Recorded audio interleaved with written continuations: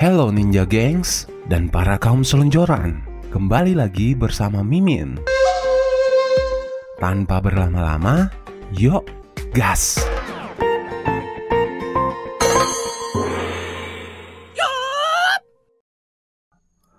Di awal film diperlihatkan seorang bos, sebut saja Pak Eko. Dia lagi memarahi salah satu anak buahnya. Kemudian dia menyuruh anak buahnya menelpon sekretarisnya karena hari itu dia tidak masuk kerja. Anak buahnya ini pun menelpon. Saat sekretaris mengangkat, ternyata dia sementara bersama pacarnya. Lagi mantap-mantap. Dan ternyata usut punya usut, sang sekretaris sudah tidak mau lagi bekerja di tempat itu. Scene pun berpindah. Terlihat seorang wanita, sebut saja dia Ibu Sari, yang sedang berjalan keluar kantor dan mengungkapkan kemarahannya. Ternyata dia marah karena sering diperlakukan tidak baik oleh bosnya. Tak lama kemudian, bosnya mengikuti keluar. Karena sudah tak tahan lagi, akhirnya Ibu Sari resign dengan memberi bosnya pelajaran. Scene pun berpindah lagi. Terlihat satu karakter lain dalam film ini. Dia seorang pemuda, anak dari Pak Eko. Sebut saja dia Pak Ijo. Terlihat dia sedang belajar bersama temannya. Namun, sementara belajar, Pak Ijo hanya memperhatikan buah milik temannya. Temannya pun risih dan marah, kemudian meninggalkannya. Malamnya, terlihat Ibu Sari memasuki sebuah kafe. Dia bermaksud untuk menghabiskan waktu karena stres dalam pekerjaannya. Tak lama kemudian, Pak Ijo pun datang. Ternyata, Pak Ijo kerja sampingan di kafe tersebut. Saat melihat Ibu Sari pertama kali, Pak Ijo pun mulai jatuh cinta.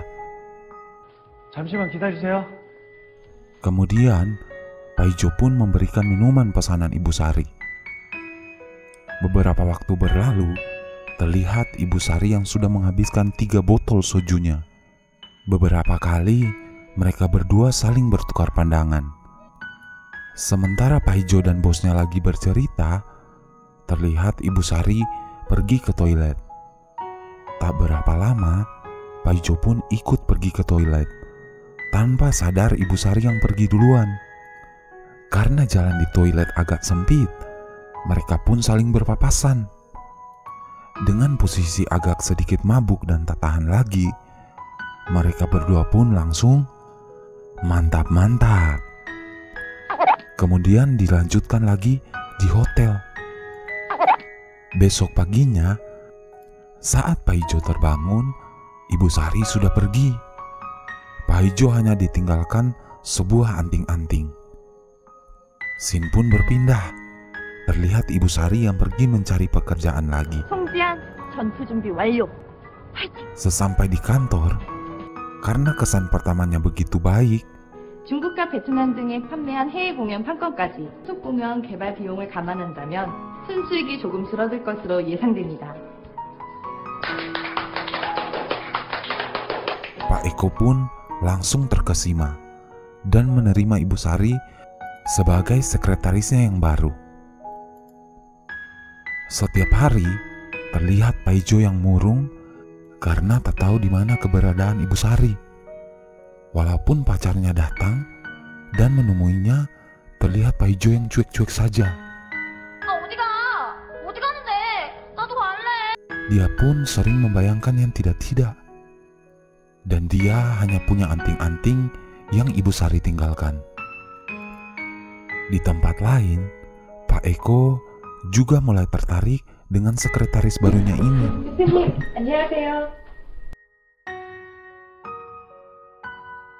Hingga di suatu malam, Pak Eko mengutarakan perasaannya. Namun, Ibu Sari menolaknya.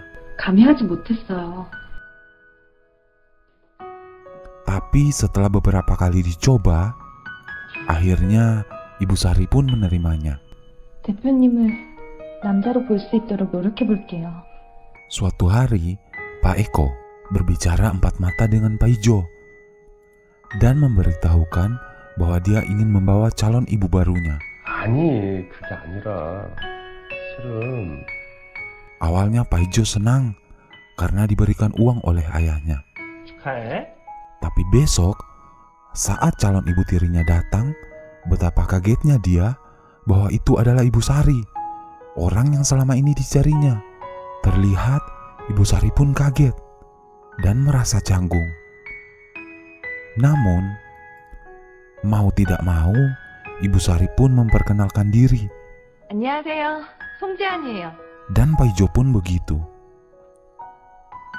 Semenjak hari itu, Ibu Sari pun sudah tinggal bersama mereka. 처음이라서 어색한. Suatu malam, terlihat Pak Eko yang pulang dalam keadaan mabuk. Ibu Sari pun membopongnya dan membawanya ke ruang tamu. Karena Pak Eko sudah tak tahan, mereka berdua pun langsung mantap-mantap. Sementara itu, Pak Ijo yang merasa haus terbangun dari tidurnya. Dan tanpa sengaja, dia melihat ayahnya dan Ibu Sari yang lagi mantap-mantap. Pak Ijo pun marah dalam hatinya. Kemudian amarahnya bertambah lagi karena saat itu Ibu Sari pun hanya melihatnya. Beberapa hari kemudian, Pak Ijo mengajak pacarnya ke kafe tempat kerjanya. Setelah minum-minum, karena terpikir untuk memanas-manasi Ibu Sari, Pak Ijo pun membawa pacarnya ke rumah. Ibu Sari pun yang melihatnya tak bisa menegurnya. Sesampai di kamar, Pak Ijo dan pacarnya pun langsung mantap-mantap. Saat Ibu Sari mau mengantarkan makanan, tanpa sengaja dia melihatnya. Pak Ijo pun membalas dengan hanya melihat Ibu Sari. Perasaannya pun berkecamuk karena memang selama ini dia juga menaruh perasaan sama Pak Ijo. Setelah mantap-mantap, tanpa sengaja pacar Pak Ijo melihat Pak Ijo sementara berduaan dengan ibunya. Dia pun sangat bersedih. Semenjak saat itu, hubungan Pak Ijo dan pacarnya pun mulai renggang. Beberapa hari berlalu, terlihat Pak Eko berpamitan kepada Pak Ijo dan Ibu Sari karena ingin melakukan perjalanan bisnis keluar kota. Tinggallah mereka berdua di rumah itu sekarang. Kemudian, penasaran apa yang terjadi selanjutnya? Sebelum lanjut, jangan lupa subscribe ya.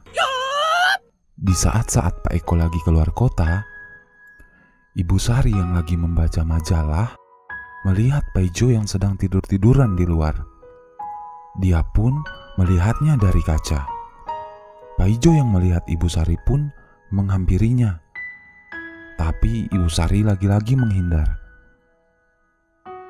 Saat berpapasan di tangga pun, dan Pak Ijo coba menghalanginya, Ibu Sari masih saja menghindarinya. Eko pun sudah hampir menyerah. Dia mau membuang anting-anting yang didapatinya dulu, tapi tak kuat melakukannya.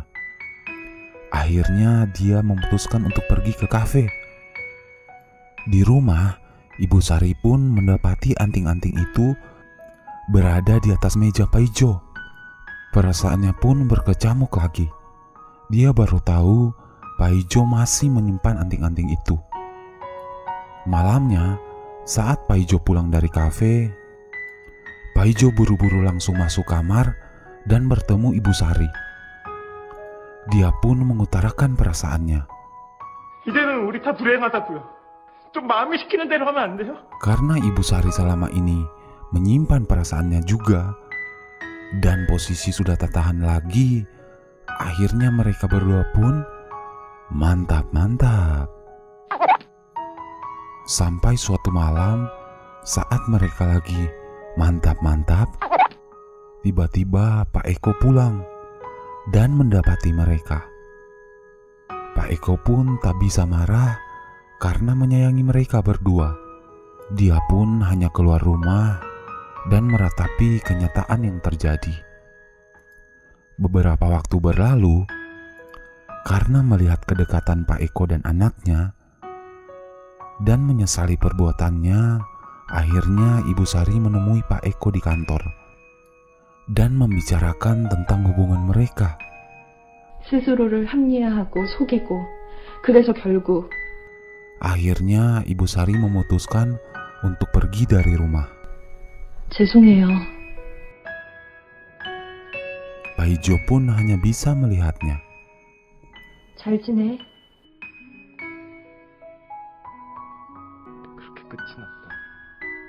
Di tempat lain, Pak Ijo pun meminta maaf kepada pacarnya dan pergi tak tahu entah kemana.